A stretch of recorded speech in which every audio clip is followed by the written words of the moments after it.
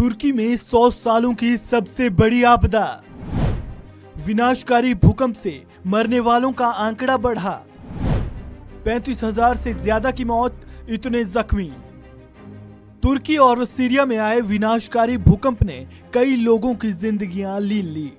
इस प्राकृतिक आपदा से मरने वालों का आंकड़ा अब 35,000 के पार पहुंच गया है। तुर्की के राष्ट्रपति रजब तैयब एर्दोआन ने कहा कि पिछले सप्ताह आए भूकंप के कारण देश में अब तक 35,000 से अधिक लोगों की मौत हो गई है।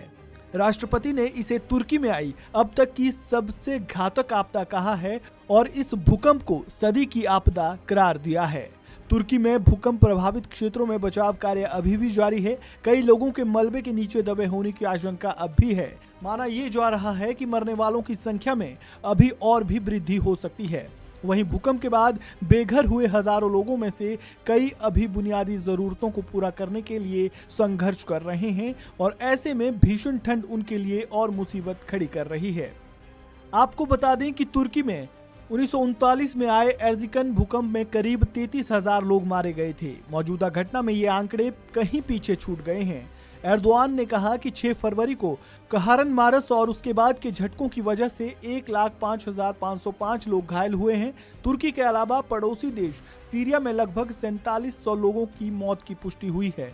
दोनों देशों में संयुक्त रूप से मरने वालों का आंकड़ा 40,000 को पार कर गया है। वहीं 13,000 से ज्यादा लोगों का अब भी अस्पताल में उपचार चल रहा है।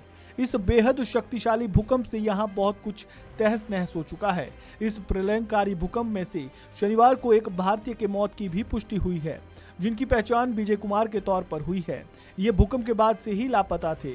अब शनिवार को इनका शव एक क्षतिग्रस्त होटल के मलबे से बरामद हुआ।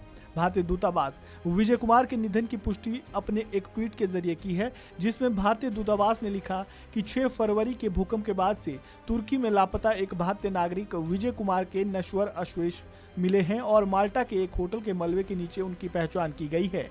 तुर्की में आए भूकंप में अपनी जान गंवाने वाले विजय कुमार मूल रूप से उत्तराखंड के रहने वाले थे और एक बिजनेस ट्रिप पर तुर्की गए हुए थे।